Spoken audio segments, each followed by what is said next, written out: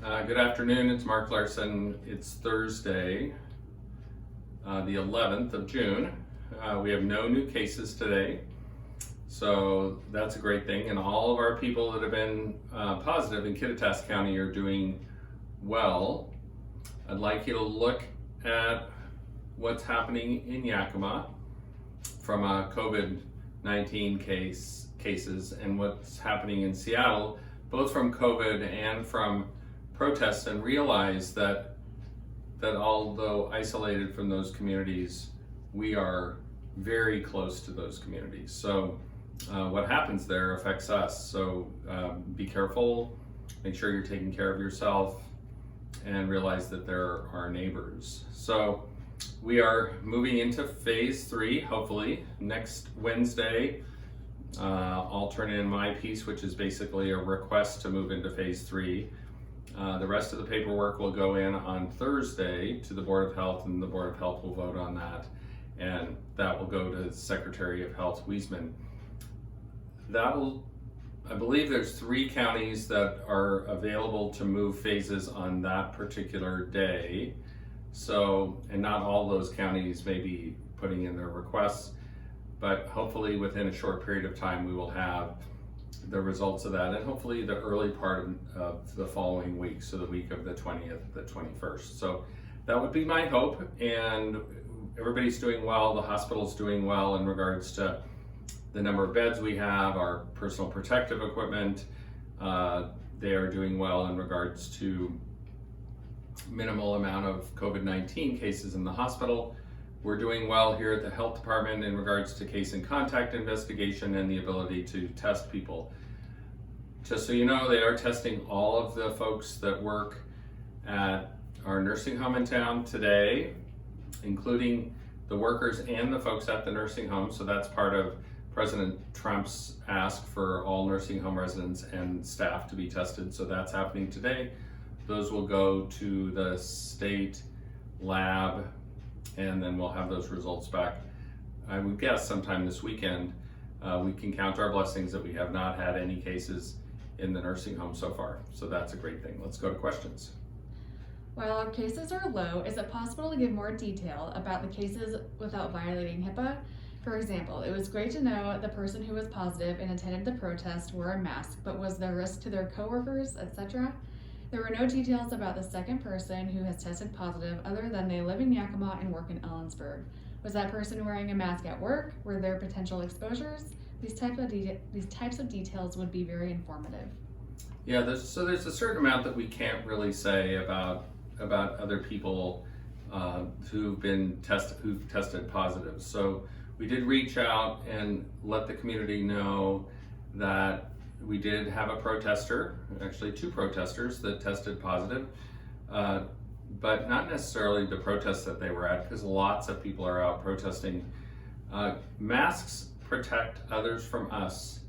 They do not protect us from others. So wearing a mask, although important for protecting others from us, is not going to protect us entirely when we're protesting, nor does it protect us entirely when we're out and about. So the ask really is maintain social distancing, which is 6 foot.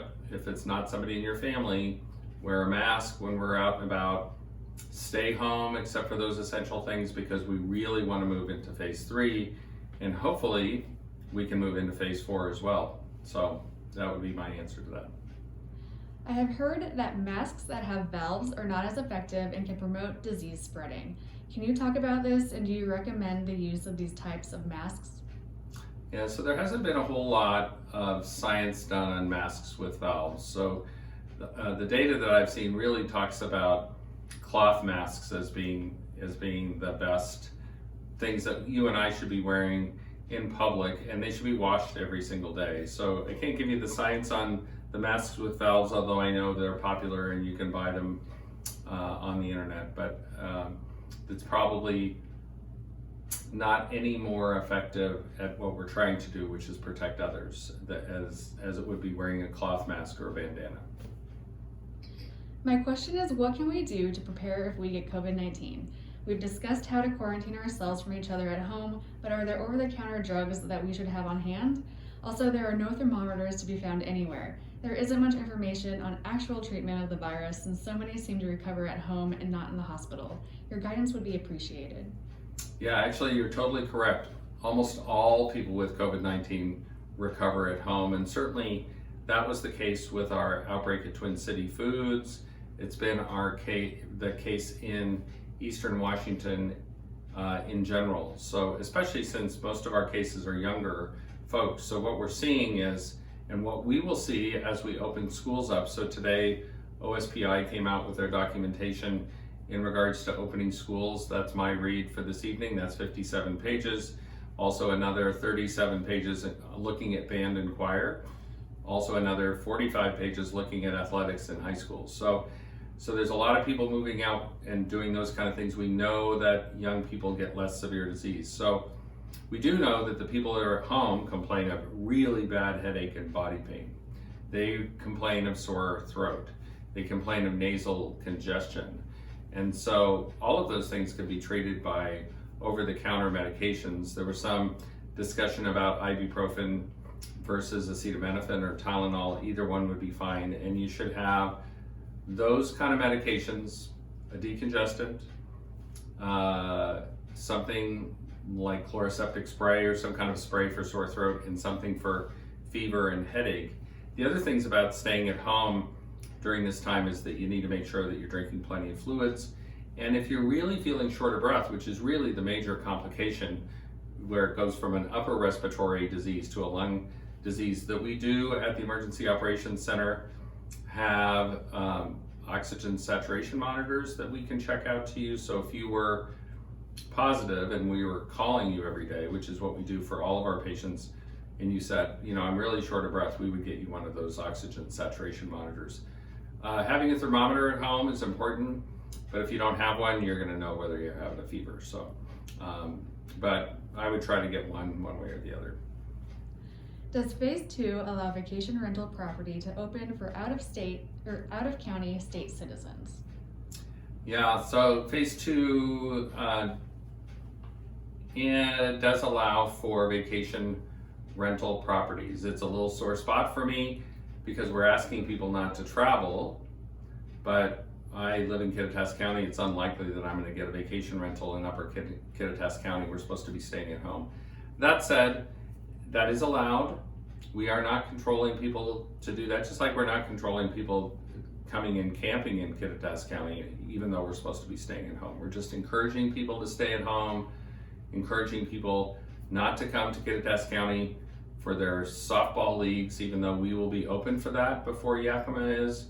We're wanting to make sure we're watching out for ourselves and for others and encouraging people to stay home. So that would be my take on that. It would also be my take on looking at your neighbors in Yakima. There's a lot of folks that live here and work in Yakima. There's a lot of folks in Yakima that live in Yakima and work here, and we're really connected with those folks, and whatever you can do to help them out would be appreciated. The other thing I'd like to talk about a little bit is we are testing protesters who have been at any protests and have symptoms or have concerns. Wait 5 days before you go in to be tested, because if you get tested too early, it's going to be negative and then you're going to be falsely reassured. But especially if you're having symptoms and you've been to a protest, or you've been to a freedom rally, or you've been to a political rally, you should realize that you've been exposed and you are at risk. So those folks that are older than 65 should really not be participating in those things, because those people are really at high risk of getting severe disease. So please be careful.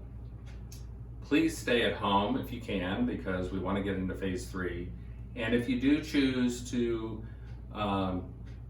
demonstrate or stand up for your First Amendment rights, please maintain 6-foot social distancing, wear a mask to protect others, and if you get a fever or you start feeling sick a few days after you've been at one of these rallies or events, political rallies, none of those things are really supposed to be happening, but if you go to one of those things, please go in to be tested or call your physician and talk to them. Have a good day. Thanks a lot. Bye.